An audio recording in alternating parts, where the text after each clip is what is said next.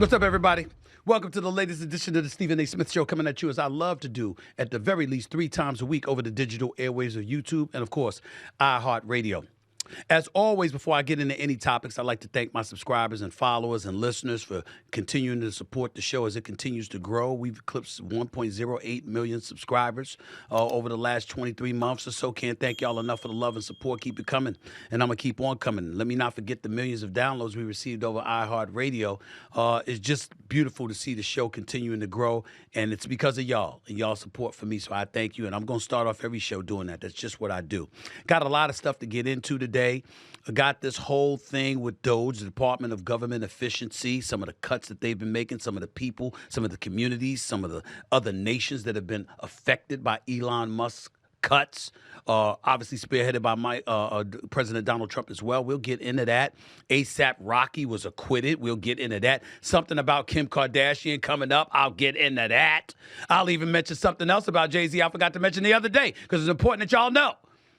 But the first order of business to get started with is Mr. Kevin Durant himself, KD Trey, and a conversation he had with my ESPN colleague, the one and only Malika Andrews. The two sat down to discuss the tumultuous trade deadline that nearly landed him back with the Golden State Warriors. That deal fell apart when it became clear KD was not interested in a reunion, and he spoke on why exactly that was the case. Take a listen. And I just wanted to read you this quote from Steve Kerr. He said, "I don't blame Kevin one bit for not wanting to rerun things here. He took so much for oh, you're jumping on the bandwagon, and then he's the finals MVP 2 years in a row, and he still gets criticized. Why would he want to face all that BS again?" What do you think of that? People talk crazy about me all the time, that's not the reason why I didn't want to come back. I just didn't want to get traded midway through the season. And it was nothing against my time with the Warriors or I heard because I don't like Draymond. At the end of the day, I just didn't want to move, and I wanted to see it through with my team in Phoenix and see what we could do the rest of the season. So I'm glad I'm still there. How does the second half of the season shape your outlook for even beyond this year? Moving mid-season is one thing. Moving in the summer is maybe something else. You got to ask front office about that.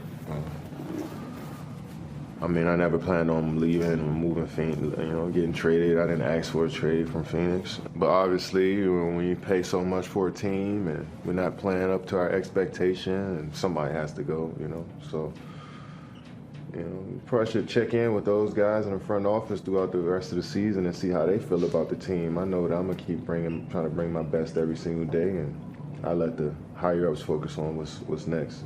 Interesting conversation Kevin Durant had there with Malika Andrews, but I think it's important to address just for clarification purposes. I totally believe him when he says he didn't want to leave. He's happy in Phoenix, wants to stay there, didn't really want to move. He's that kind of dude. Obviously, he's scheduled to get about $54 million next year, so the reality is that it's not his choice. It's going to be the team's choice as to whether they want to move him or not, and in all likelihood, from everything we've been hearing, the Phoenix Suns may indeed elect to move him out this offseason. So I love the fact that he gets to finish this season in Phoenix. They get to try and turn things around. You do have Devin Booker. You do have Bradley Beal. These are not scrubs. These brothers can play. How they haven't figured out how to play together and win effectively beats me. It makes no sense whatsoever. I don't understand it. But nevertheless, when it comes to Kevin Durant, we all know my wishes. I wish he was in New York with the Knicks, because I think if the Knicks had him with Karl Anthony Towns, if they had the crew, but you can't get him, because you got to trade for him, and they gave up too much assets. As much as I love Mikal Bridges, 5 first-round picks. If the Knicks could have given up 3, they could have had a couple of first-round picks to give to the Phoenix Suns and got KD before the trade deadline. And then if the New York Knicks had KD and Karl Anthony Towns and Jalen Brunson on the squad together, your brother Stephen A. Smith would have been sitting up here talking about, we gonna win the chip. We gonna win the chip. That's what I would have said. But that didn't happen. That didn't happen. Getting back to KD and his conversation with Malika Andrews, there's a couple of things that he said that I wanted to address. He said that he was hearing some noise about how he didn't like Draymond and him and Draymond Green didn't get along.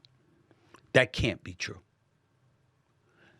We saw y'all do an interview together years ago and revisited that whole ordeal and how things have been fine ever since that time.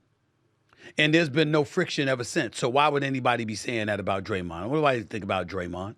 What we were thinking about was the fact that Kevin Durant went to Golden State, won back-to-back titles, would have easily three-peated if he had not torn his Achilles, because there's no way in hell the Toronto Raptors would have beaten Kawhi Leonard. Everybody admits that. No, there's no way that Toronto was beating Golden State if KD hadn't gotten hurt, okay?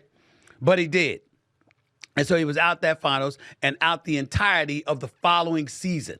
So they didn't really come back until a year and a half later. That's why when I look at his age and everybody wants to bring up he's 35, 36 years old, I'm like, chop off a year and a half of that because he wasn't playing basketball. So he still got time, and he's averaging 27 a game. So this brother right here, that is Kevin Durant, I could see him doing that for at least the next 3 years because he just has that kind of skill set. He's 6'11" with a 7'6" wingspan. He's got a handle. He can shoot. He's got a high basketball IQ. He knows what he's doing. Please, ain't nobody going to stop KD. But the real story here is why wouldn't he want to go back to Golden State? Because obviously him reuniting with Steph Curry and Draymond Green, you got to look at Golden State differently. I know we're looking at them differently already with Jimmy Butler. Could you imagine how we would have been looking at them if they had KD back? But yeah, as I said on my day job, First Take on ESPN this morning, when Draymond and KD got into it, they didn't get into it and that's why KD wanted to leave. They got into it because before that, KD wanted to leave. Because when Draymond was cussing him out, it was like, motherfucker, go. You don't want to be here anyway, leave. We won whatever we won before you got here. We'll win after you leave. And actually, it's kind of true because they did win before KD got there, and then they won after he left because they won in Boston. So factually, Draymond Green was prophetic in saying what he said because it's true. It actually happened. But with that being said, that tiff with Draymond and KD on the court at the Crypto.com Arena, formerly Staples Center, where DeMarcus Cousins had to basically restrain Draymond Green and keep him cool, that was a product of KD already having one foot out the door. So let's get that out the way. Here's the other thing that gets out the way. We saw a quote from Steve Kerr. And Steve Kerr talked about he doesn't blame KD for not wanting to come back with all the shit that he had to absorb when he got here, whatever. Steve Kerr left something out. His relationship with KD wasn't the greatest when they were there. Everybody that covers the NBA heard that. You don't want to believe Stephen A? Believe everybody else that covered the NBA. Steve Kerr was obliged to try and have a better relationship with KD, and that's not what it materialized into for whatever reason. Of course, I've heard the reasons, but I'm not going to tell y'all that because we don't know. But we do know that Steve Kerr did not have the greatest relationship with KD. It was Bob Myers, the GM at the time, that had the relationship with KD. It was Bob Myers who escorted KD out of the arena in Toronto when he tore his Achilles into the hospital. It was Bob Myers that was seen crying on the dais when they were talking about KD in terms of all that he endures or whatever. It was a sad moment. I was right there. Y'all had to be there. It was sad to see KD go live like that, and the Toronto fans should have been ashamed of themselves. Like, if you remember, Klay Thompson was waving them off like with disgust because they were cheering that he got injured, which is not something you do. Not like that. And that's what they did. So all of that was going on. It was a whole bunch of things and a whole bunch of personal stuff going on with KD that's none of my business, none of anybody else's business, that contributed to him wanting to leave the Bay Area. But the bottom line is he wanted out. So my attitude is, if you were the Golden State Warriors, why should you want somebody back that left of their own volition, clearly stating they didn't want to stay? That showed you somewhat how desperate Golden State was to make any kind of move. With Joe Lacob, the owner, Peter Guber, the minority owner, obviously Mike Dunleavy Jr. is your GM now, replacing Bob Myers. They were desperate to do something. Jimmy Butler's a damn good pickup, 6-time All-Star, rough and rugged. Jimmy Buckets, playoff Jimmy. That brother shows up. He's special. He's special. But we know KD's another dimension.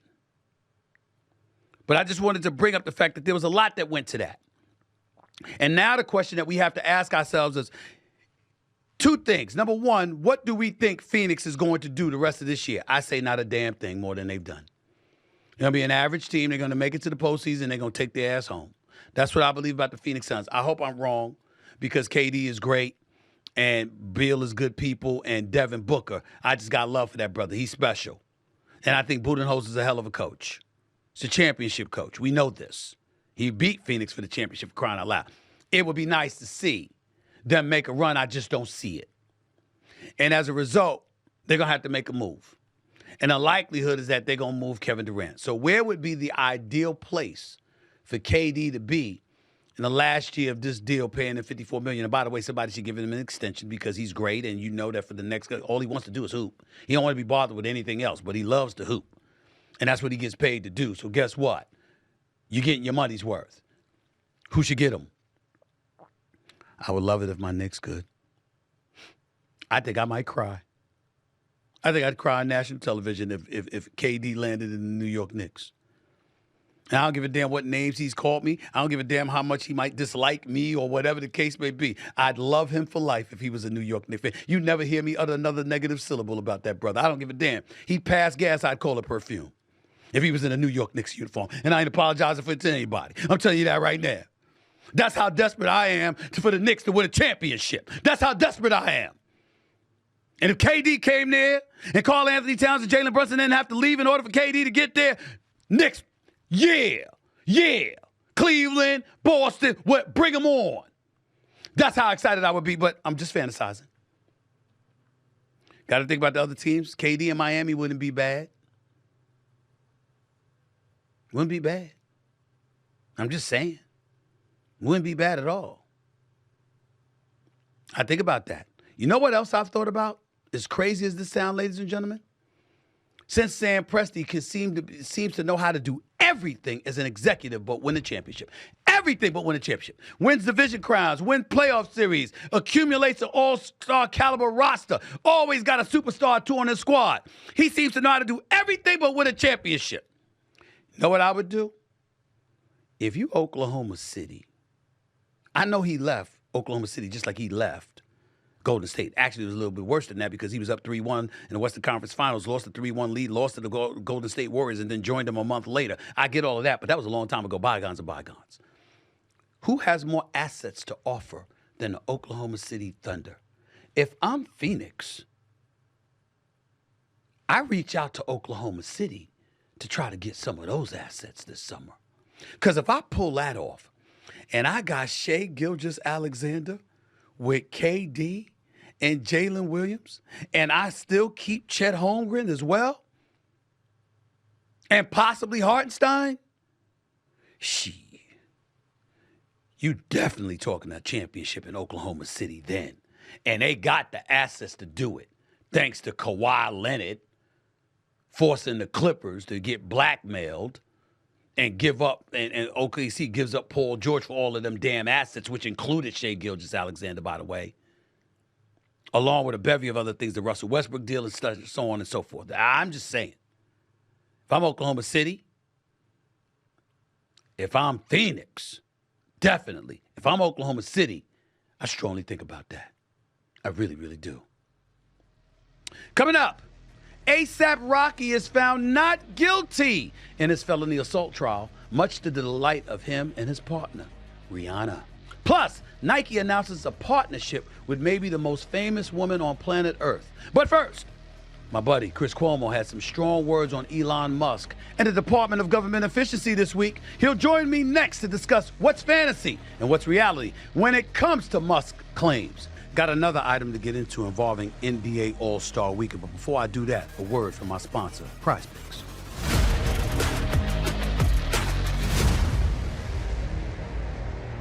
Okay, folks, I need you all to stop what you're doing and listen up. You know I love this time of year, right? The NBA season is in full swing. And with all this action going on, the Stephen A. Smith Show wants to make sure you take advantage of it all. That's why we've partnered with Prize Picks, the best place to win cash while watching sports. The app is easy to use. Just pick more or less on a few player stats, and you could win up to 1,000 times your cash on a single lineup. Best of all, Prize Picks will give you $50 when you play your first $5 lineup. Win or lose, you'll get $50 for playing. Use promo code SAS and download the app now. Again, download the app and use code SAS to get $50 instantly after your first $5 lineup. Prize Picks, run your game. Today, I'll give you my picks for some NBA stars who are back in action following the NBA All-Star break. First up, New York Knicks take on the Chicago Bulls on Thursday night. Will Jalen Brunson score more or less than 28.5 points? I'm going with more. I don't think the Bulls are that good. I certainly don't think they're that good defensively. Jalen Brunson is on a roll. This is the latter part of the season. Stuff is getting thick. They're fighting to maintain the 3rd seed, possibly climb to the number 2 seed. You never know. I think it's one of those situations where looking at Jalen Brunson and the New York Knicks going up against the Bulls, I think he'll score more than 28.5 points. The brother puts up 30 in his sleep these days. Next up, Chicago's Nikola Vucevic scores more or less than 17.5 points. I'm going to go with more on this one. The brother can shoot. He's not a scrub. He can play. I don't think he's the most rugged big man in the game. He's not going to score a whole bunch of points in the post, but he can put in some buckets. He can hit from the free throw line as well. I'll give him that. I'll go with more on that particular answer. Next, the Atlanta Hawks take on the Orlando Magic. Also on Thursday night, will Trae Young score more or less than 28 points? Normally, I would say yes to him, say more. But in this particular instance, I'm going to go with yes. They're fresh off the All-Star break. He could be a little rusty. Orlando plays defense. They're a team to be reckoned with. They've got sizable defenders, which I think could be problematic for him. And I think in the first game back, this is one of those games where I could see him scoring less than 28 points. So I'm going to go with that. And finally, Orlando's Paolo Banchero scores more or less than 24 points. I just think the brother's a stud. I'm a huge fan of Banchero. The brother can ball. I think that they would have had a chance to knock off Cleveland in the first round last year in that Game 7 if he wasn't so completely exhausted and devoid of help, for crying out loud. This brother is a star. He's a future star in the league. I love Paolo Banchero. I think that he's definitely going to score more in this particular situation. So let's go back and revisit the 4 once and for all before I move on, okay? We got Jalen Brunson with more, okay? We got Nikola Vucevic with more. We got Trae Young with less, and Paolo Banchero with more. More so than less. That's the way it works with Prize Picks. That's why you always get paid. You feel me?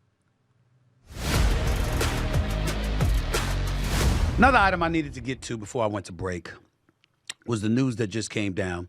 While I'm sitting here doing this show, taping it earlier this afternoon, headline from Front Office Sports reports NBA All-Star Game ratings, second least watched ever, down 13%. Mid-season showcase averaged 4.7 million viewers across TNT platforms, down 13% compared to last year, according to Front Office Sports Media and Entertainment reporter Ryan Glassbeagle. It's the second least watched NBA All-Star Game, ahead only of the 2023 All-Star Game, which drew 4.6 million viewers. The last 3 NBA All-Star weekends have all averaged under 6 million viewers. The only 3 in NBA history that have not breached that threshold. This is bad, ladies and gentlemen. This is not good. It says the league also competed against SNL 50, the special 50th anniversary episode of Saturday Night Live on NBC, which, by the way, owns the rights to the NBA All-Star Weekend starting next season. That drew 14.8 million viewers for SNL 50, 202% more than its usual viewership this season. And obviously, 14.8 million on NBC, yet only 4.7 million on TNT. Also, keep in mind, not only does SNL 50 beat NBA All-Star Weekend ratings, you know what else beat them? Do you know what else beat them? NHL's Four Nations face-off match between the United States and Canada. All right? They said which drew 4.4 million viewers on ABC, so it almost beat them. It didn't beat them, but it overshadowed them. Why is this so bad? It's so bad because we're talking about players who have been accused of being entitled and getting their bag and don't give a shit about the product. We're talking about stars that don't care. We're talking about effort. See, if it was anything other than effort, then a product is a product and it is what it is. But when it's because of effort, there is no greater indictment than that. There's no greater indictment than that. And that's how we have to look at this. Anthony Edwards sick, couldn't play, got it. He came there feeling good, didn't feel good for the game, understood. LeBron James, a lot of people have been getting on him because they don't believe he just knew at the last minute. He knew he wasn't going to play, but he told the NBA league late because he wanted to inconvenience them. That's what people are saying. I don't know whether that's true or not. I'm not going to accuse LeBron James of that. I will say, however, I find it very hard to believe he didn't know until it was too late for them to bring somebody else to All-Star Weekend. And when you consider some of the things that have transpired and some of the ways he's handled things over the years, it's going to be very interesting to see LeBron James whether or not he's going to get to own an NBA team. It's going to be very interesting to see if the NBA is going to allow that to happen. Because you got a lot of people that are salty about him. I'm just letting you know what I know. Either way you slice it, you know what I believe. I believe one or two things should happen. I believe there should be a nationwide slam dunk contest. Me and a few sponsors and others who want to get in on the mix to make sure something like this happens, go throughout the country and find the 10 best slam dunkers in the country. And then bring them all to All-Star Weekend. And when you bring them all to All-Star Weekend, then what you do is you turn around and you say, you know what? $1 million for the first prize, $500,000 for the second prize, $100,000 for third place. We got people dying in the streets for less. You know what cats would do to put themselves in a position to win $1 million, $500,000, $100,000? You have any idea? And get the players to sponsor them. Yeah, you're an all-star. I got this guy. I got this guy. This is who I'm supporting. I think he's going to win. I think he's going to win. I think he's going to win. That's how you do that. That way the players don't have to dunk themselves. They just sponsor dudes who do. It would be a good feel. You have a lot of people out there that have the potential. A lot of people who need the money, who could use the money. It would be beautiful to watch. And I promise you, as impressed as I was with Mac McClung, Mr. G Leaguer himself, a 3-time champion, you'd have dudes that do an even better job than that. Outside of that, the All-Star game itself, it wouldn't bother me at all if it was done away with. Yeah, they showed a little more effort this time. But the fact that all of that had to be done just to get you to show effort, bump it. Just name an all-star and let them go on vacation. Because clearly, we can find better things to watch on television if guys are going to lollygag around and not give effort. That's all I'm saying. Coming up, A$AP Rocky is found not guilty in his felony assault trial, much to the delight of him and his partner, Rihanna. Plus, Nike announces a partnership with maybe the most famous woman on the planet Earth. But first, my friend, the one and only Chris Cuomo, has some strong words on Elon Musk and the Department of Government Efficiency this week. He'll join me next to discuss what's fantasy and what's reality when it comes to Mr. Elon Musk himself and his claims. All of that and more next, right here on the Stephen A. Smith Show. Don't go away.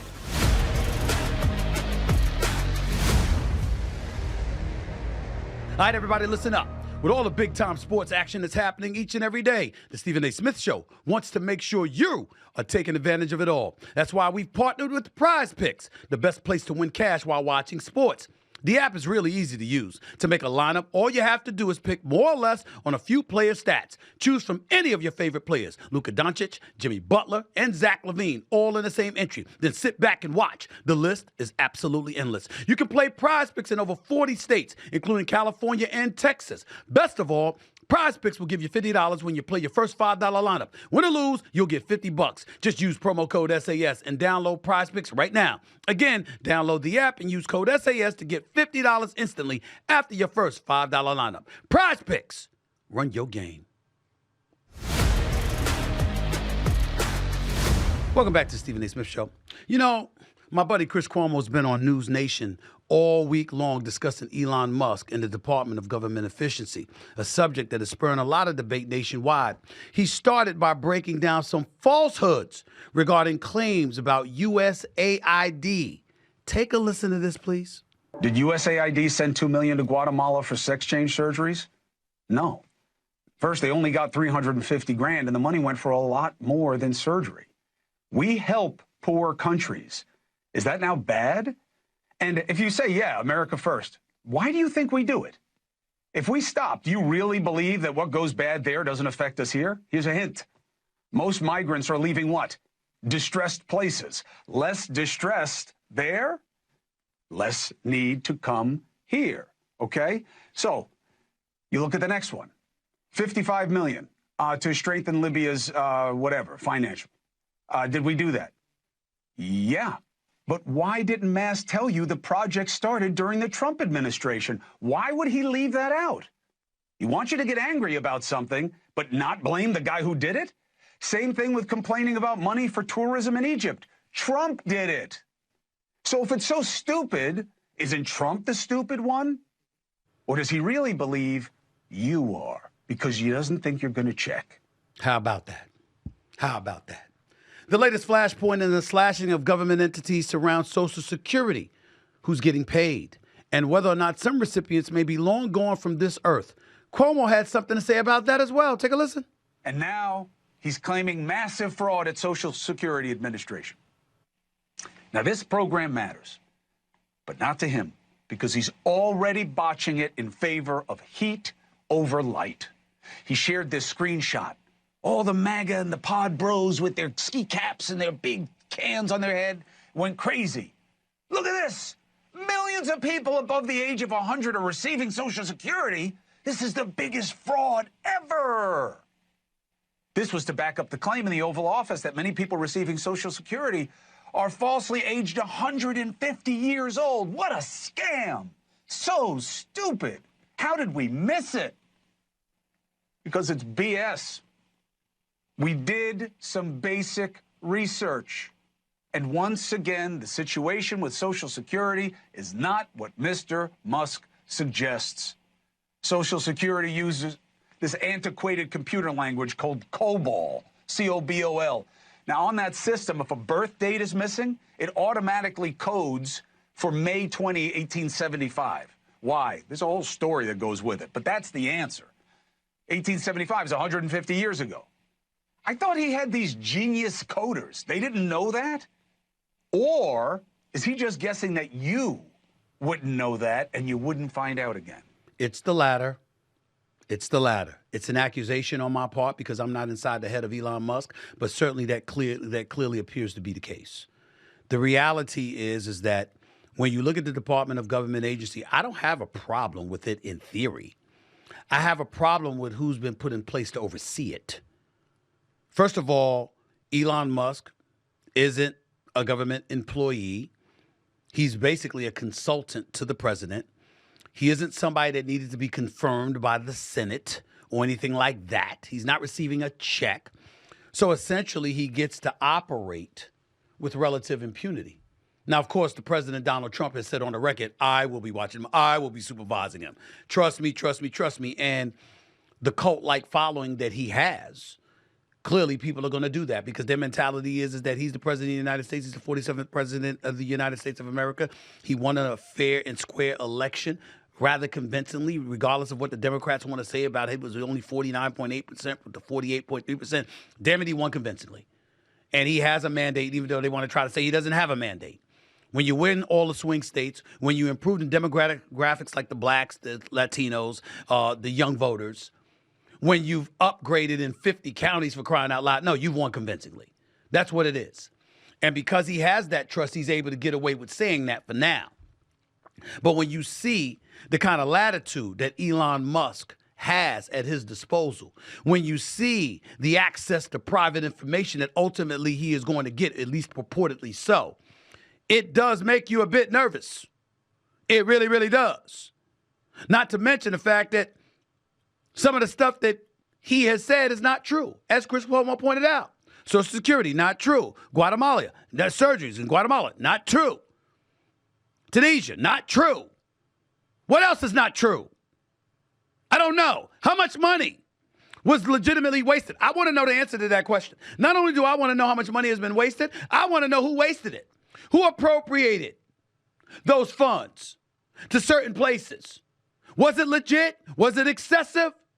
What money is missing? How much is missing? Where did it go? I want to know all of that. That's just me. That's how I feel about it. And all I'm going to tell you is that, again, I'm going to remind you, I'm a registered independent. I'm going to remind you, you've seen Josh Shapiro on this show, governor of Pennsylvania. You've seen Wes Moore on this show, governor of Maryland. You've seen Eric Adams on this show, mayor of New York. But you've also seen Byron Donald on this show. You've seen Sean Hannity on this show. Megyn Kelly is invited on this show. Marco Rubio is invited on this show. I'm going to give you the names of the people I personally want. Megyn Kelly, Marco Rubio, Pete Hegseth, J.D. Vance, Vice President J.D. Vance, Senator Ted Cruz, because I've always wanted to talk to him, Senator Lindsey Graham as well. I like Lindsey Graham, sometimes. And, of course, the president himself, Donald Trump. I'm not really that interested in talking to Elon Musk. Let him do what he does. I'm talking about the elected officials, the people that the American people chose, or elected officials confirmed. Talk about those dudes. That's what I want to see. That's who I want to talk to. I don't want anybody to think for 1 second that you're watching this show and all you want to see is liberals, Democrats, etc. Bill O'Reilly's been on this show. He's coming back on. I want Andrew Cuomo on this show too. In light of the charges being dropped by the DOGE, forcing the Southern District of New York to drop those charges against Eric Adams, I want him back on. Nobody's running, nobody's hiding, but nobody's going to be unfair either. But this stuff, the Department of Government Efficiency, that's not very efficient when you look at what Chris Cuomo pointed out. It's not very efficient at all. And since this man is so brilliant and being utilized by our president because of his brilliance, I don't expect mistakes.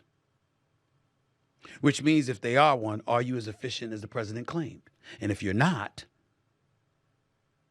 if that's not it, will you purposefully, or purposely disingenuous? Just a legitimate question.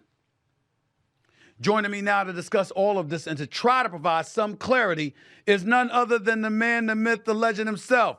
My brother, the one and only Chris Cuomo. What's going on, big time? How are you? Stephen A. It's one of one. It's good to see you, man. It's good to see you. I can't say enough about how much I appreciate it. And I played the sound of you, footage of you talking on your show, Cuomo on News Nation, every weeknight at 8 p.m. Eastern Standard Time.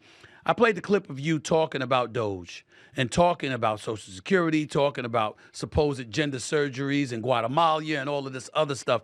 As you sit back and reflect to zero in on DOGE itself, why did you feel the need to do so, and what have you gathered from your research about the Department of Government Efficiency?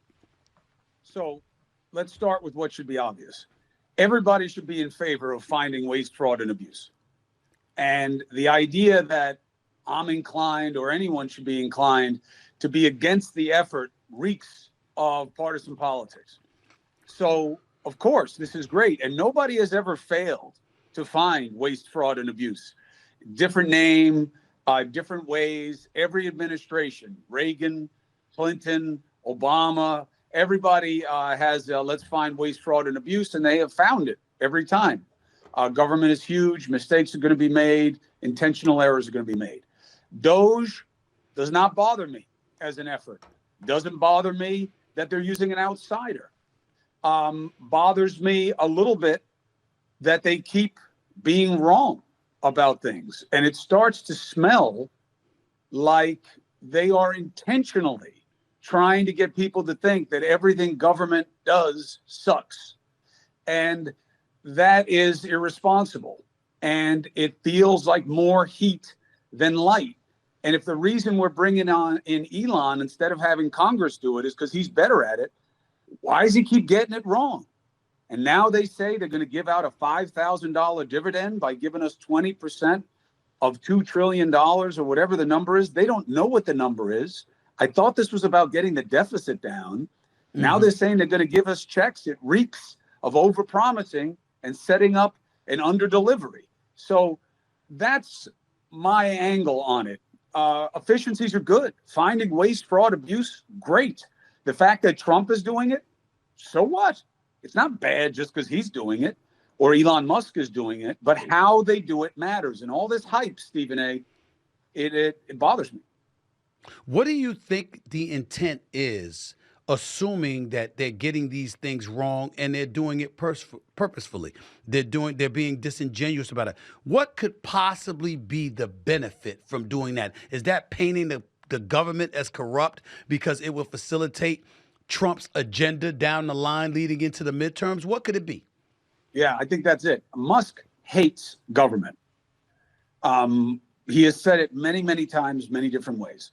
He has obvious personal incentive to pretend that there's a better way than our government. And, you got to read the disconnect between the Musk and the Oval Office, who, Stephen, I was very impressed by. We talked about it a little bit in private, that I thought he was really good. I thought it was bad for him because I thought he outshined the president. And you know what happens when you do that. But the difference between him there and on Twitter, I mean, he's just like, just in the amplification of absurdity business on Twitter. And I don't believe he can be this wrong this often. So I think it's intentional. And the response is always give him time, give him time.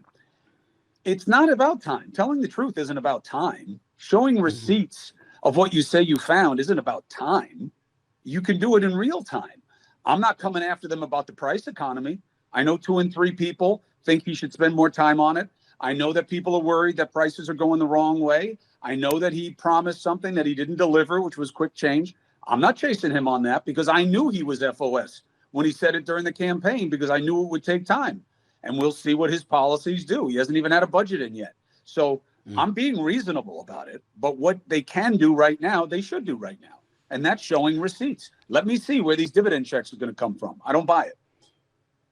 How concerned are you by the Democrats' reaction on Capitol Hill? We saw the protest. We saw people being a bit vociferous, to say the least, and saying some things that I didn't think was the most advisable thing to say. I think they came across as people that were still campaigning, as opposed to recognizing this is the new power in office. Y'all lost. There's a different mandate, and you got to accept that, and might be inclined to act a little bit differently. But that's not what transpired. How do you feel about what you've seen from the Schumers of the world and others on Capitol Hill? I can't put it any better than that. They're still in campaign mode. Sounds right. It seems like anything that Trump or Musk does, they have to condemn, and they have to condemn it on the basis of the people personally. Trump is a Nazi. Musk has apartheid roots. And to me, it just proves they haven't learned their lesson yet, that they should be in the better idea business. And they do seem like they're defending the status quo. They're just defending the establishment. And I don't think that's where you want to be right now. You want to be in the business of better. And they seem like they're still in the business of painting the other side as worse. And a little bit of that sounds like semantics or a rhetorical device, but I don't think it is. I think it reads to people as, listen, I don't like the guy either, or maybe I do, but either way, it doesn't matter. I just want stuff to get better for me and my family. Are you about that, or are you just about comparative advantage over the other side? And they have to find a better answer to that question. And, there's a lot of this going on over there. There's a lot of hand wringing going on the left. And to me, that's almost like masturbatory. It's not really about getting them to a better place. When they are at their best, Democrats, they are speaking to the masses with dynamic messengers who are taking on the hard work of showing that things can be more light than dark. The Republicans, starting with in our lifetime, the contract with America, 1993 for Newt Gingrich, him saying that Republicans need to learn how to get mean. And they took toughness as an advantage, and it has worked well for them. The Democrats are not going to win a bully contest. They're not going to win a tough guy contest, and they shouldn't want to. They should be in the business of better. You want to find efficiencies? Awesome. If I were they, I'd say, can't wait for the dividend check. Where are you getting it from? Because we have some ideas. You say you're going to find $2 trillion. I think you got to get rid of the DOGE, the Department of Education, and a huge chunk out of Medicare, Medicaid, and a 25% decrease in Social Security contributions back to the people who paid in to reach that number. Is that your plan? That's what they should be doing. But that's not what they're doing. So you're right to call it out. Is it possible, based off of what you just explained, that that's why the false information is being put out there by Musk to some degree, and obviously Donald Trump, who says that he's watching him personally? Because I'm thinking, if this is the kind of thing that can spark outrage from the Democrats, right? Then you get the Democrats to act that way, and then you're able to say, see, look at them, same old, same old. They just don't get it. And they're probably acting this way because we're noticing the kind of corruption that was taking place on their side while they were running this country. Is it possible that that's the incentive behind all of this? I don't think it's possible. I think it's probable. The last part. I mean, look, doesn't it sound like that to you? Doesn't it sound how like everything they find is kind of on the Democrats? I mean, you know, one of the interesting points of analysis that we've done, and I'm telling you, look, I have a team, and on my own enterprising, I can dig very deep into things with sources and research. I have not had to do that here. To find that some of the things that they're calling out as waste or crazy or whatever adjective you want to put on it started under Trump, and they're just ignoring it, shows you what this is really about, is that it's about blaming Democrats for the status quo. And I think the Democrats are playing right into it. And could you go ahead? I'm sorry. Go ahead. Go ahead. I just feel like AOC is the crystallization of this for me. And again, I'm not anti-AOC. I respect her pursuit of passion. I respect that she's built this big platform for herself. I think she's got a lot more reach than resonance, meaning I don't know that what she says matters as much as the number of her following. But I think she's kind of the poster boy right now for handling this the wrong way. And why? What specifically has she done when you mention her handling it the wrong way? She seems to be an apologist for the status quo, and everything with her is personal. Musk is dumb. Trump's an asshole, you know, whatever it is. It's like all like you're talking about somebody at a fraternity party, you know, as opposed to being a leader and having a better way and showing that you have better ideas. Proving that Elon and Musk are imperfect is going to be easy. The problem is nobody thinks you're perfect either. And in fact, as you said, and I got to tell you, I said it at the time, I've said it repeatedly on TV, off TV, man, did you nail it on Bill Maher's show by saying that not only did they get beaten by a guy who's one of the most unpopular politicians in modern history, but the Democrats have to wake up to the proposition that more people thought that Donald Trump reflected normalcy more than the Democrats do. That's right. I mean, you know, when you said that, every once in a while, when it comes to like the pursuit of thought and reason and understanding, somebody just puts it right and it just hits you. Like when you get just enough salsa on a chip. You know what I'm talking about? When you get just enough queso on the chip where you're like, that's why I'm here. That was that line. That's exactly what happened. More people thought that Donald Trump reflected normal more than the Democrat offerings. And that should be very embarrassing. Now, when you talk about what Trump did, what programs he started that fell under USAID, can you be specific about what those programs are based on what you know? Yeah, there are a couple of the, like the tour in Egypt thing that they came out with. Where we gave all this money to tour Egypt. You know, it was started under him. There was a couple of those other programs. Now, here's what Trump has that nobody else gets the benefit of. If this was on Stephen A. Smith and I said, hey, Stephen A., you did that too, you'd have a problem. Not Trump. Right. Whether it's the vaccine or the boosters or anything, Trump gets a pass. Why does Trump get a pass when nobody else gets a pass? Because he is seen differently by his base. Most bases see their people as their agents. He is their spirit animal. He is their ambition to disrupt and destroy what they believe is against them. So they will not go bad on him, because that would be them going bad on that ambition. And that's not going to happen. So being in the Trump sucks business is a bad business. You're in great shape. You got your big chest out, your arms and everything like that. The word on the top says angry. That's on your shirt. Why? Why are you wearing that shirt? Because I love the podcast that PJ Rykoff does. And it used to be called The Angry American. Now it's called The Independent Americans. But I believe in anger. Anger as passion of pursuit, not anger as animus. You know, you wouldn't have me on. You know, Stephen, you're a tough guy. You're a strong guy, but you're a sweet guy. You don't like bullies. You don't want to hear bullies. And neither do I. But anger's a good thing. If you're angry about something, good, work harder at it. If you're angry about something, great, change it. If you're angry about something, use that passion, use that energy, use that provocation to get yourself to a better place. There's nothing more satisfying than saying, oh, you don't think I can? You don't think I can do this? Now you pissed me off, and I'm coming for you. I'll prove it to you. Great. It's all how you direct it. I have no problem with people being outraged. There are a lot of things that are outrageous. There are a lot of things that are enraging. I'm enraged.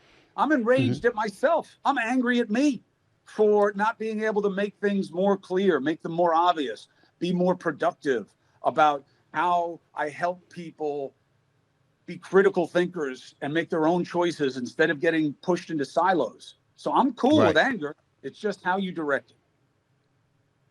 With that being said, I mean, as we go on from here, I'm just thinking along the lines of, where is the Democratic Party going to go? Should you shut up and let Trump do his thing, expose himself probably before the midterms, which would position you to make some noise and kind of recover some seats in the House? Or do you raise holy hell, albeit in a different way than you've been doing if you're the Democratic Party? Where do they go from here in light of what we're seeing from Trump and Musk specifically? They have to be in the business of better. They're going to have opportunities in the budgeting process to show that, one, Trump is being pushed to do things that he said he wouldn't do. Okay. You know, there's a common phenomenon in politics where people most times they're motivated to their own self-interest. Okay. Sometimes they're motivated to something that's against their self-interest. And that is happening in the MAGA movement. If this guy gets convinced, and I don't like to give him the excuse, but this is just how I see the dynamic. If the Republicans get him to take a bite out of Social Security, a bite out of Medicaid, I'm not talking about waste, fraud, and abuse. I'm talking about bone, not fat. Okay, I'm talking about muscle and bone. I think that there is an opportunity in that to get back to the masses, because Medicaid, you can feel any way you want about it. Ever since they put it into practice in 1965 as an extension of the Social Security Administration, the need has only grown. 5 out of 8 people in nursing homes. 1 in 10 people are what they call food insecure. We used to call it poor, hungry. 1 in 6 kids are Medicaid. And it was supposed to be like 70-30 state money, federal money. Now it's 50-50 and sometimes 65-35 federal money. The states can't carry the load. And the Republican states, some of them tried to seem austere and refuse expansion during the ACA to kind of smite Obama, to spite him, not smite him. God does that. And they had referenda in some of those states because people need it. So there are going to be opportunities in the budgeting process for Democrats to be in the business of better, that you don't have to cut Medicaid. You don't have to cut for the poor when you can go after the rich without creating pain the same way. There are going to be opportunities. But if they're obsessed with playing gotcha and saying that everything he does is terrible, they're going to stay right where they are. And we're going to have another aberration, which is a midterm cycle where the incumbent doesn't lose seats first time out. If they keep it this way, Stephen A., that's what's going to happen to them again. Nothing changes if nothing changes. Before I let you go, I'm not going to say much without your okay, but we've got an announcement to make tonight Yeah. on Cuomo on News Nation. What do you want to tell our audience before your show tonight at 8 p.m. Eastern Standard Time on News Nation about the surprise that we've got coming? Stephen A. doesn't like this, although my voice has gotten drowned out in the chorus of just praise this guy gets on a regular basis. I know he's paying for these pieces. I know he's paying for these pieces, okay? But, you know, everybody wants Stephen A. to be president. I would never wish that on a friend. But I will say this. I will say this about what we're going to announce tonight.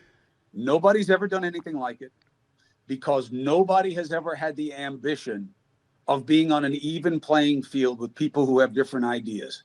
But it's absolutely what this country needs and will benefit from for this slice of the country that is open. Critical thinkers who want ideas weighed and don't want to be siloed. They want to be exposed to really strong representations of different versions of what's happening and why. I believe that Stephen A. Smith is going to be, in short order, the hub of conversation in this country. Everybody wants to talk to him. Agree, disagree, like, dislike. They all want to talk to him. That's his magic. God gives everybody something. And it's going to happen. And to be part of that growth of Stephen A. into something that I believe we really need in our culture, more than I've ever even benefited from him in sport. And I love him. He's made sports so much more enriching for me. Nothing like what I think he's going to do with public affairs. So what we're announcing tonight is a one-of-one thing that is a collaborative idea of partners. And I think it is going to, not only is it unique, right, which is always nice. It's nice to be part of something that hasn't been done. But I think it suits a need, Stephen, that I think you fill uniquely. I got to figure out how I'm going to provide value. But I know how you're going to provide value just by how you dress. Please. I have value because I listen to you. You make me look smart because all I do is copy what you're saying. That's how I do it. I steal the knowledge from you, my brother. That's what I do. Now, I know you're paying for those pieces. I know you're paying. There you go.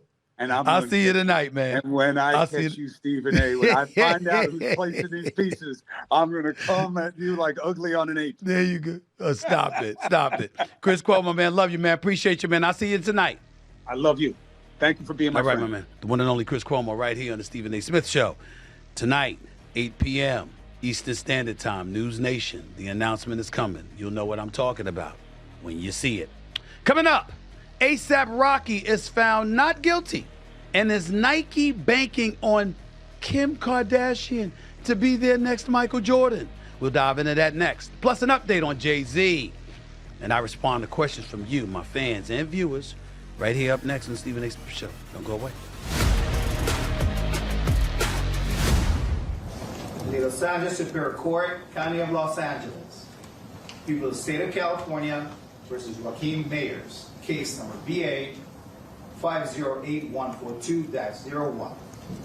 We, the jury in the above entitled action, find the defendant, Joaquin Mayers, not guilty of the...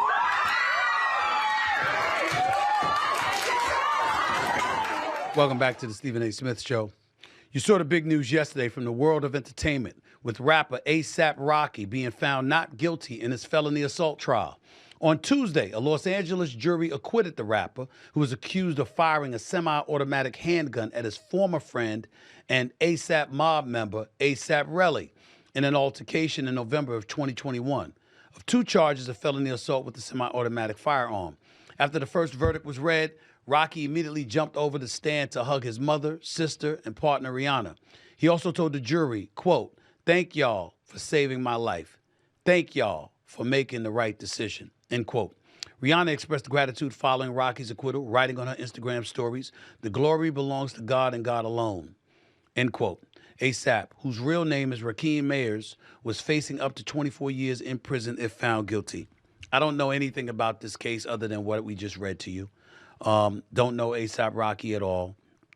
Don't follow him like that. Obviously, I know he's with Rihanna and they've got 2 beautiful children together and all of that stuff. I'm very, very happy for them. I'm very, very happy that he was acquitted. I was very nervous for him because he was in Los Angeles in the jury. And, you know, when you live through Rodney King, you never let go of it. You never let go of it, okay? Because everybody ain't OJ, all right? Where you going to have a jury that lets you off. It ain't like that.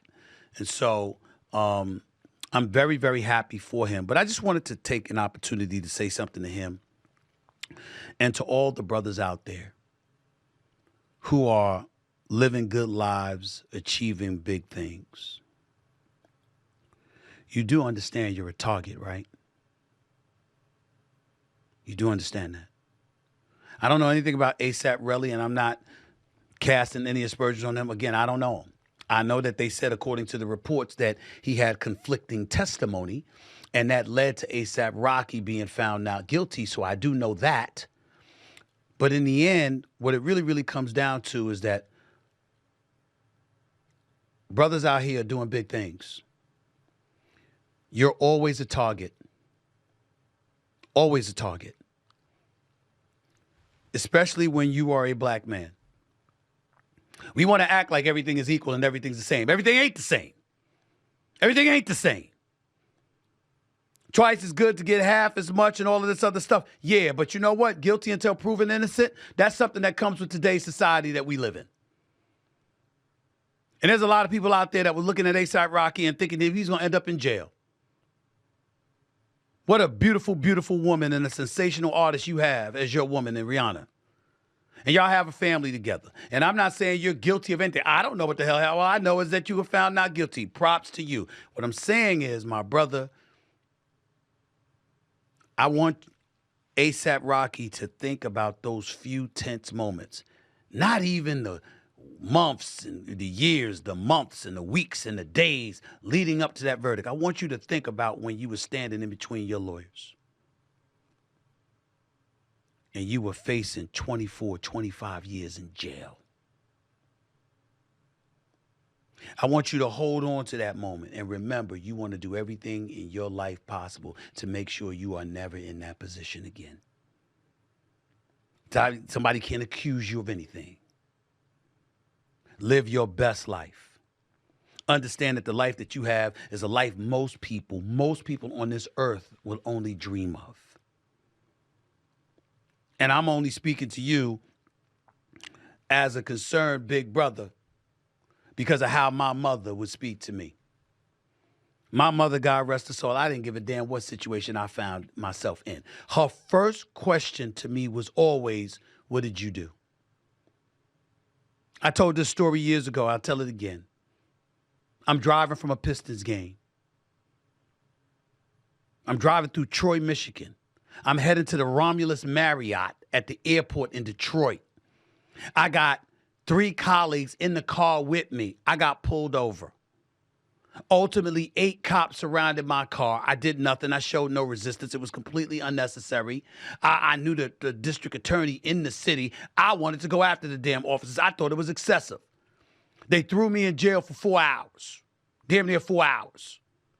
One of my dearest friends working at CNN called every 5 minutes. And why? Because bail was $250. I had $241, and they wouldn't let me out because of $9 until she came calling. Her name was Audrey. She called every 5 minutes until the officer, after about 3 hours or so, came and said, I can't take the calls anymore. I can't take it. Just go. And he let me out. Because they wouldn't let me out because of $9. And knowing that I had a case and knowing that I had an argument and knowing that I was in a position to make some noise, I went and I told my mom. And my mom said, what'd you do? What do you mean what I did? Would you speed? I was not speeding. I wasn't doing anything. Why did they pull you over? Well, they pulled me over for having a suspended license. Was your license suspended? You didn't have to throw up my hands. That's what they told me. Turns out my license was suspended because I had a fine to pay, but I paid the fine late, so there was a $15 late charge attached to it, but I didn't see the notice of the late charge. So even though I paid the ticket, I still owed the $15 for the late charge. And my mother said, if you had paid it on time, it would not have been suspended, and you would not have been arrested. In other words, it was on me. I tell that story because we don't hear that story enough. That sometimes it's on you. even when you're not guilty of what you're being accused of. Sometimes it's on you because of the predicaments we keep ourselves in or put ourselves in. So whether it's me, it's ASAP Rocky, it's my nephew Josh, it's anybody, let's make sure as black men we do everything we can to guard ourselves. As men, period. I take that back. White, black, Hispanic, don't matter. All y'all my brothers. Just remember, we want to do everything we can to avoid situations and circumstances. We don't want to find ourselves in precarious situations that could compromise everything we worked our entire lives for that position to be in. That's my message to ASAP Rocky, other than I'm happy for you, my brother. I'm happy for Rihanna and your wonderful family. I wish you nothing but the best, my brother. Nothing but the best. Before I get to Nike's big news, I want to update a story we discussed Monday. The sexual assault lawsuit against Jay-Z and Diddy being dropped. In addition to the strife this situation caused his family, Jay-Z is now alleging his business, Roc Nation, missed out on deals worth $20 million due to the legal action. In a filing just days before the case was dismissed, connected to another lawsuit involving attorney Tony Busby, Sean Carter had this to say, quote, Mr. Busby's actions undermined my relationship with other businesses in the sports and entertainment space. After Mr. Busby filed the lawsuit, the media reported that other businesses could end their deals with Roc Nation and forced one to speak out and address whether these false allegations would end our business relationship. My company, Roc Nation, also lost other contracts that would have generated revenues of approximately $20 million per year. You know why Jay-Z put that out? Because he's coming for Mr. Busby. He's coming for him. That's why Jay-Z put that out. I don't know. I haven't spoken to him. I'm just speculating, but that's what I believe is the case. And if it was just a 1-800 lawyer coming after him, I don't know that to be the case with Busby or anybody else. But if that is the case, he messed with the wrong one because Jay-Z's coming. $20 million a year. Roc Nation makes a lot more money than that. I get that. But $20 million a year is $20 million a year. Especially based off of false accusations. Case has been dropped. Jay-Z has maintained his innocence. He's earned the right to be presumed innocent at this stage and point, especially before being accused of being guilty. That much I know. He's coming for Busby. He's coming for Busby. Another big celebrity story yesterday was the announcement of a partnership between Nike and Kim Kardashian's SKIMS shapewear brand. Amid a couple of down years and sagging stock prices, the sportswear giant shocked the world yesterday with the announcement of the collaboration. Nike SKIMS, which will launch globally in 2026, but will be released in secret retail locations and online this spring, is women's activewear. The partnership is significant because Nike has never partnered with an outside brand like this. Nike has even created a separate internal division to work specifically on Nike SKIMS, similar to how it runs its $7 billion Jordan brand. Nike stock saw an immediate 6% jump after the announcement. First of all, congratulations to Kim Kardashian. You know, people try to sit up there and get at her all the time. What I marvel at is she's clearly got a business acumen all of us sleep on because the girl knows how to make money.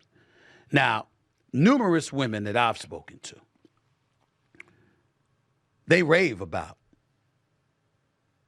Kim Kardashian's, sportswear. They do. And these are women that are not inclined to be supportive of Kim Kardashian. They don't like how she got in the news all of those years ago. They don't like, how, she's always modeling or the reality show. And, they talk about all of this stuff. There's a lot of women that hate on Kim Kardashian. It's never me. Let me be very, very clear about that. I have no problems with Kim Kardashian whatsoever. You understand what I'm saying? I like her personality. She seems cool. I don't know her, but I like her personality. She seems really cool. She always talks nice, and needless to say, she is not difficult to look at all. But then when you take into account the Nike SKIMS, this is what I'm told. I don't know. Let me just tell you what I'm told. What I'm told is that it tucks your tummy in a little bit. And it formulates and shapes, or dare I say, accentuates your figure. In the same breath, the material is not too heavy and it's not too light. So you can lounge around with it on, or you can work out with it on, or you can just rock it in a very, very casual way. I have not met any women out there that have complained about this woman, Kim Kardashian's clothing gear. So more power to her. She's got a figure. She uses that to market her products.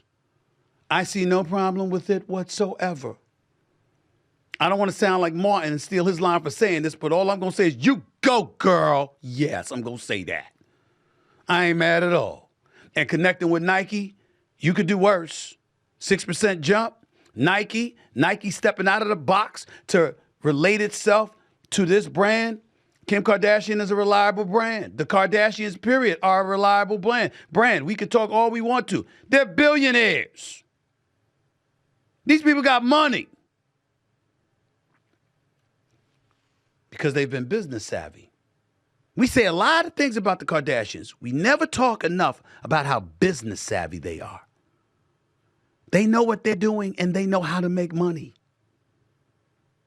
My suggestion to all of you out there who don't mind making money, pay attention.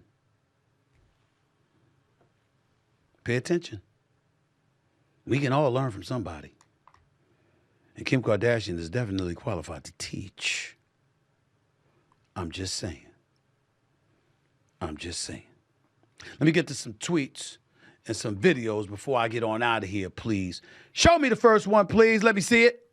So my big question for you is, as a Steelers fan for as long as you've been, and someone who really wants the team to succeed, do you feel that there is a way of flipping the team to be a success this year? Or do you think it's going to take multiple years to fix the mess that they have left the team in since Big Ben's retirement? Well, Big Ben stayed around too long. He should have retired about 2 years earlier than he did. So let's get that out the way first. That's number one. Number two, not only did that happen, but I think the important thing to point out with Big Ben, not really with him, but with the quarterback position, Steelers have really struggled to find Mitchell Trubisky, Mason Rudolph, Kenny Pickett's, all of this other stuff.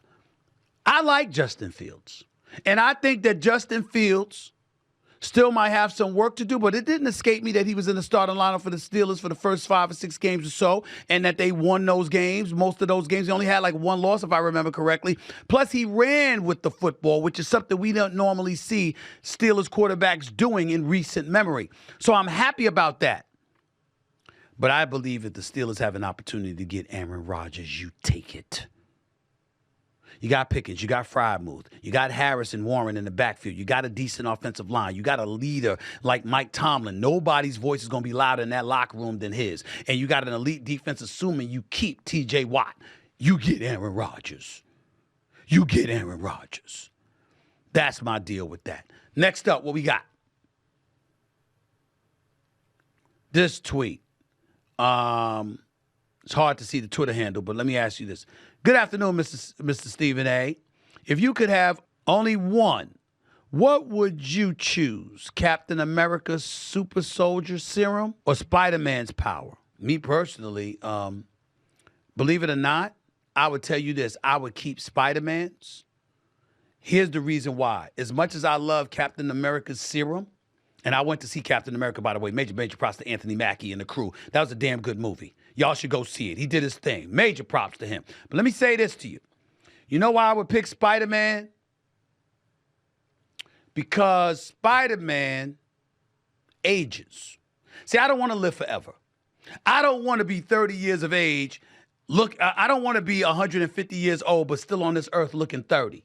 I don't want to be here when the old goes out and the new comes in. I want to die with my generation. That's what I want to do. I don't want to sit up there. I don't want to be somebody that does that. That's just not me. So I would tell you I'm averse to that. Me personally, I want the powers, the speed, the agility, the strength. Spider-Man had all of that, but in the same breath, having said all of that, he aged too. He wasn't somebody that stayed the same while everybody else that he loved and cherished got old and withered away. So that's me with that. That's how I feel about it. Let's get to the next video, please. Philip from North Carolina. But man, am I not happy with you. Kobe can't be top 5 because he played with Shaq. LeBron lost in 2011. One All-Star on the team. Outscored by Jason Terry. 2014. Loses to Tim Duncan. 37 going on 38. 37 going on 38. Wins the bubble ring. Then don't even make the play-in tournament with these two guys. Magic. Played with Kareem. All 5 championships. Inherited James Worthy. I will squash you in a GOAT debate, brother. Squash you. Bring me on the show. You won't squash me. You'd have no chance in hell of squashing me. But I like your enthusiasm. I like your delivery. And guess what, bro? I am going to bring you on the show. Not even for this debate. I just like the way you roll. I like your personality. I like that delivery. It's good. You might have a future in television. You might have a future in streaming. So I'm going to bring you on. I got no problems with it whatsoever. But let's be very, very clear. I'm not talking about KD was better than Kobe. Kobe's a 5-time champion. What I'm saying is you can't summarily dismiss that KD wasn't Kobe when the brothers averaging a career 27.3 points per game. He's 6'11" with a 7'6" wingspan. You know, KD Trey, we know he's automatic in terms of his offensive prowess. You just can't dismiss it is all I was trying to say. He has to be mentioned in your top 10 of all time. This brother is legitimately one of the top 3 or 4 scorers in the history of basketball. The numbers prove it. The efficiency proves it. Do you know that he is shooting 53% from the field and 41% from three-point range since he came back from his Achilles tear? He's playing better since his Achilles tear as he has aged than he did when he was younger and wreaking havoc. So I don't think you can ignore that. And as much as we love Kobe and we revere Kobe, let's understand why. Because he was an assassin. He was a dog. He wasn't trying to leave teams after being up 3-1, losing the series, and then joining them a month later. Nah, Kobe wasn't that dude. You understand? Kobe was a dude that accepted and embraced the challenge of the Lakers being his when Shaq departed. And that's what he wanted. That kind of stuff. Even though at one point he asked to be traded, he told me he'd rather go play on the planet Pluto than return as a Los Angeles Laker before they got the Pau Gasol deal done and got him up there and shipped Kwame Brown out of town. These are the kind of things that happened. In the end, though, KD is nothing to sneeze at. And we got to stop acting like we can ignore that. That's all I'm saying, bro. But again, I loved your delivery, and I am going to bring you on the show just because I liked your delivery. It was very impressive. Next tweet, what you got? At time, Cap Tails, right, Stephen A. Smith, if you could have lunch with one past U.S. president, who would you pick? Well, that's an easy one, Barack Obama. Barack Obama. Shit to talk about. That'd be me, you know. Number 2 on that list would be Ronald Reagan. Ronald Reagan. But number 1 would be Barack Obama, without question. You know? Matter of fact, I take that back. Reagan would be 3 on the list. Trump would be number 2. Because who knows what the hell he'd say over lunch? Who knows what the hell he'd say? I wouldn't mind having lunch with Donald Trump. Okay? But it would be Barack Obama first, then Trump, then Reagan. H.W., nah, Clinton. I mean, I like her. His relations with that woman. Monica Lewinsky, remember when they did that imitation? You know, I mean, Clinton's kind of funny, but it'd have been Obama, Trump, then Reagan. Right? I think Trump, who knows what the hell he'd say. And I think Ronald Reagan, I think that he would have said more than most think he would. Because he seemed like a people person. That's just me. Last video, what you got? All right, what's up, Stephen A? I'm out here in New Orleans. Rob, your Parker's your man. That's my co-host. Of course, the Odd Couple, Fox Sports Radio. That's your good friend. Stephen A, help your boy out. Tell me how I'm going to deal with him for the duration of our show, the duration of this contract. Okay, you see, I got gray hairs kicking in all over the place. This is from me dealing with Rob for 3 hours a day, 5 days a week. So that's your man's help your boy out.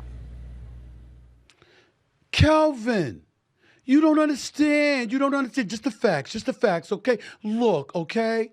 We're going to poo-poo that attitude. We're going to poo-poo that. That's not what we're going to do here on this show. I'm doing a Rob Parker imitation in case my audience doesn't know. That's how Rob Parker talks, okay? For the Odd Couple on Fox Sports Radio. Rob Parker and I go back more than 35 years. He's one of my best friends on the planet. I love him dearly. And Kelvin, I think you're doing an outstanding job as his co-host, especially following up, being the successor to another one of my brothers, Christopher Broussard. Chris Broussard is one of the best human beings I've ever known in my life. He's good people. So for you to be filling in his shoes says a lot about you, my brother. Keep doing big things. But getting back to Rob Parker, let me tell you something right now. Rob Parker is one of the nicest human beings on the planet outside of his job.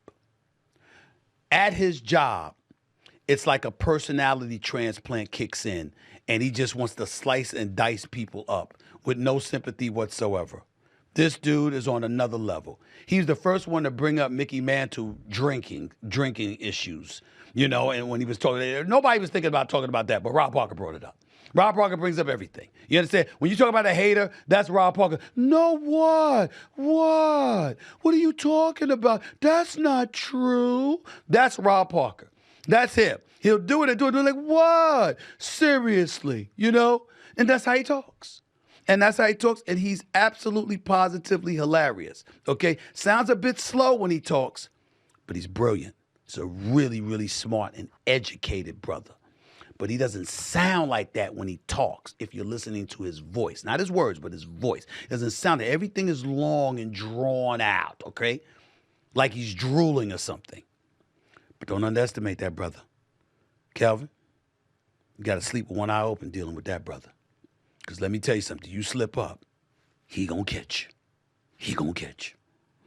That's it for this edition of the Stephen A. Smith Show. Hope y'all enjoyed it. Thanks again to Kelvin for that interview. Anytime you're bringing up my brother Rob Parker, I'm happy about that, who, by the way, teaches at USC as well. So let's not forget that, because a lot of students are benefiting from his tutelage. Thanks again to the one and only Chris Cuomo for coming on the show with us as well. Really, really appreciate the time. That's it for this edition of the Stephen A. Smith Show. I got to sign off, y'all. But I'll holler at y'all in a couple of days. Until then, peace and love, everybody. Stephen A. signing off.